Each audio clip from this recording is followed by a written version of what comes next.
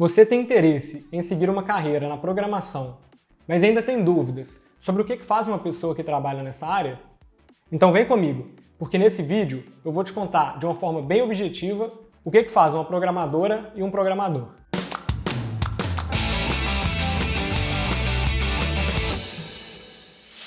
Fala, tribo, beleza?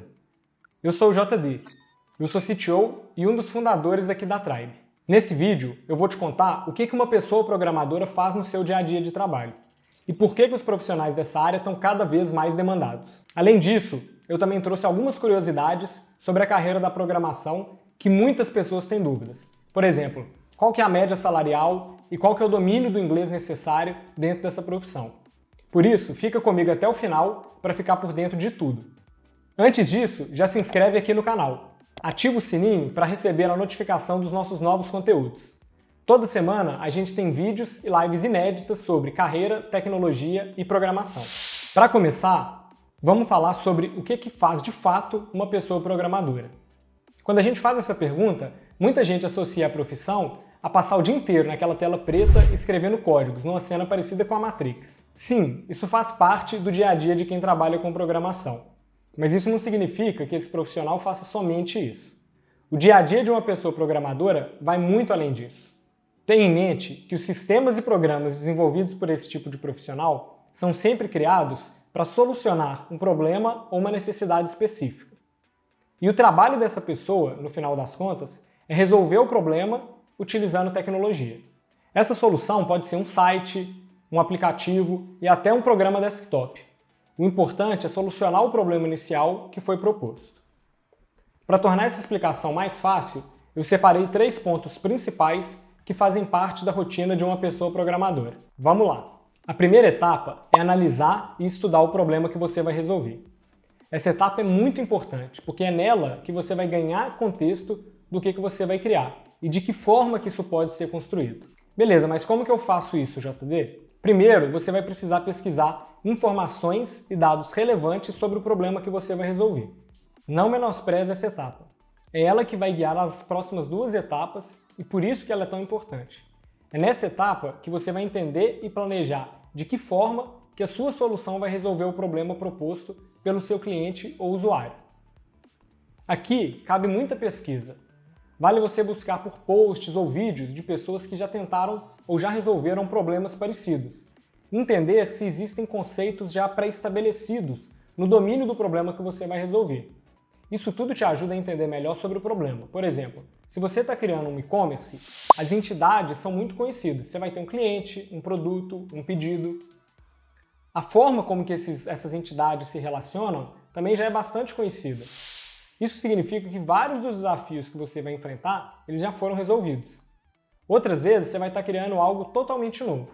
E aí, depois de entender no detalhe o que precisa ser feito, você vai precisar traduzir muito bem isso em etapas claras. Ou seja, aplicar a grande máxima da programação, quebrar um problema maior em partes menores. Essa é uma das razões pelas quais o raciocínio lógico é tão demandado na carreira da programação. Nessa parte, também entra a arquitetura da solução, que garante não só que o programa que você está escrevendo vai funcionar, mas também te ajuda a construir ele da melhor forma para que ele possa crescer e se desenvolver de forma sustentável. Nesse vídeo, eu não vou falar especificamente sobre a arquitetura de software, porque é um assunto bem mais complexo. Mas se você já quiser aprofundar nesse tema, a gente já abordou ele numa edição do MeTribe, que é o meetup online da Tribe. Clica aqui para conferir tudo o que rolou nesse meetup. Além disso, ainda nessa primeira parte da análise e estudo do problema, é importante você definir métricas de sucesso para a solução que você está desenvolvendo. Isso é muito importante porque é através dessas métricas que a gente vai conseguir verificar se a solução foi eficaz o suficiente ou se a gente vai precisar fazer alguma alteração ou melhoria para conseguir resolver de fato o nosso problema. Depois de definir e planejar como que o nosso software vai solucionar esse problema, aí é hora de colocar a mão na massa, ou seja, a gente vai programar. Nessa parte, a gente vai utilizar o plano que a gente acabou de construir para escrever o código da solução. Existem diversas formas diferentes de abordar essa etapa. Algumas metodologias, como o TDD, que é o Test Driven Development, ele defende que antes de escrever o código, a gente deve escrever testes que só vão passar quando o problema estiver solucionado. E aí a gente escreve os códigos necessários para fazer esses testes passarem. Outras metodologias já consideram que é suficiente a gente escrever o código primeiro, resolver o problema e depois escrever os testes. Agora, é importante que a gente consiga escrever esses testes e ter ele validando as funcionalidades, tanto para garantir a qualidade, quanto para permitir que a gente consiga evoluir as novas funcionalidades sem ter o receio de quebrar nenhuma funcionalidade que a gente já tinha escrito sem perceber. Além de escrever e testar os códigos, a pessoa programadora também deve dominar as ferramentas que fazem parte do dia a dia da profissão. Por exemplo, ferramentas de controle e versionamento de código, como o Git e o GitHub, e o próprio editor de código tem muitas funcionalidades que aumentam sua produtividade. A comunicação com outras pessoas que fazem parte da sua equipe também é uma habilidade super importante para uma boa pessoa programadora. No final das contas, as soluções também contam com conhecimentos de outras pessoas, como designers, product managers e especialistas da área. E sendo uma pessoa com boa comunicação, isso vai te ajudar muito a manter uma boa colaboração e realizar um bom trabalho em equipe. E por fim, mas não menos importante, você deve se atentar à documentação da sua solução.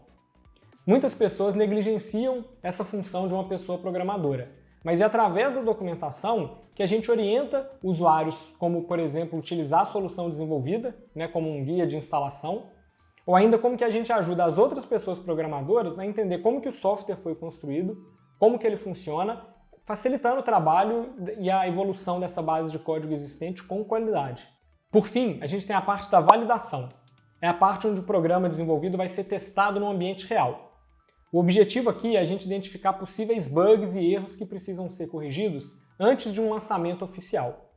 Muitas vezes também é feito um pré-lançamento, que muita gente chama de fase beta, onde a gente disponibiliza uma versão prévia para alguns usuários, coleta feedbacks que vão ser usados para melhorar a versão antes do lançamento final.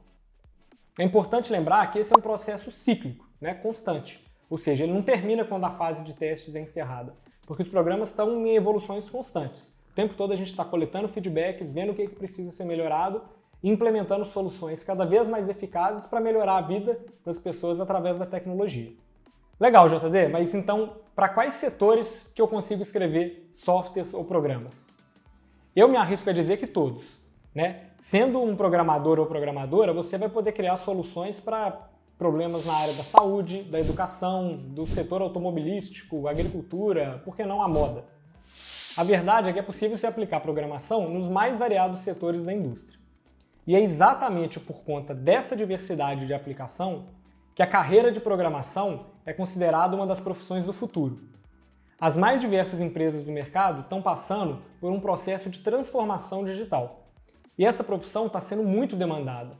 Tem um relatório de profissões emergentes que saiu esse ano em 2020 e foi realizado pelo LinkedIn, que coloca as pessoas programadoras de JavaScript como uma das 15 carreiras mais demandadas pela indústria. Além dessa grande procura de mercado por essas pessoas, ao se tornar uma pessoa programadora, você pode ajudar a melhorar a vida de outras pessoas por meio da tecnologia, resolvendo problemas reais. Se você se interessou e quer saber mais sobre como que você pode se tornar uma pessoa programadora, confere nesse vídeo tudo o que você vai aprender ao realizar a formação em desenvolvimento de software da Tribe. Bom, como eu comentei no início do vídeo, eu também trouxe duas perguntas que muitas pessoas se questionam quando elas se deparam com a carreira da programação. A primeira delas é: os salários pagos para as pessoas programadoras são altos? Bom, assim como todas as profissões, existem salários bons e salários ruins. Isso depende muito da sua competência, da sua experiência e das responsabilidades do cargo.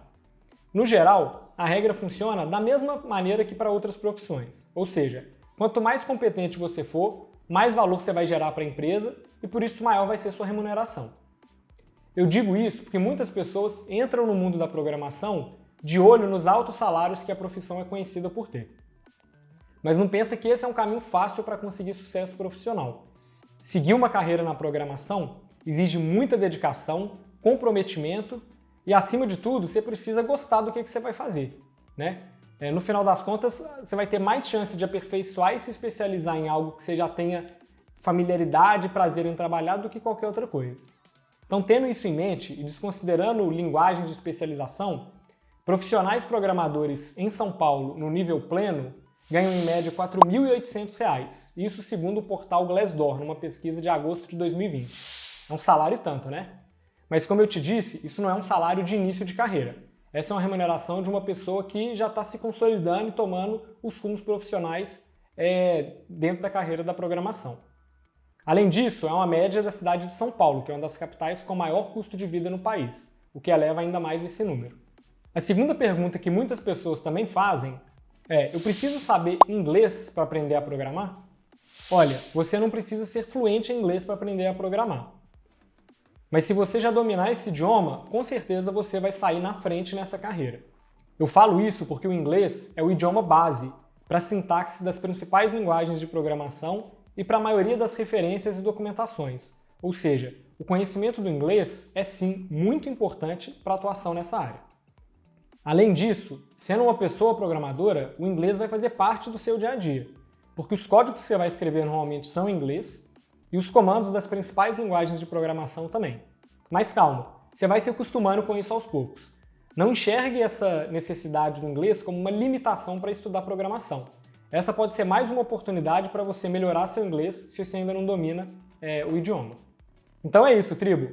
Agora que você já sabe o que faz uma pessoa que trabalha com programação, se você se interessou e quer construir uma carreira na área, se inscreve agora mesmo no nosso processo seletivo.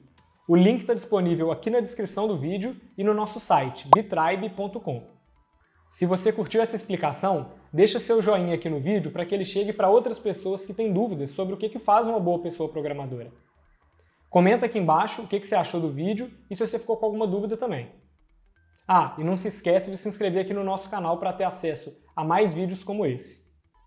Até a próxima, valeu!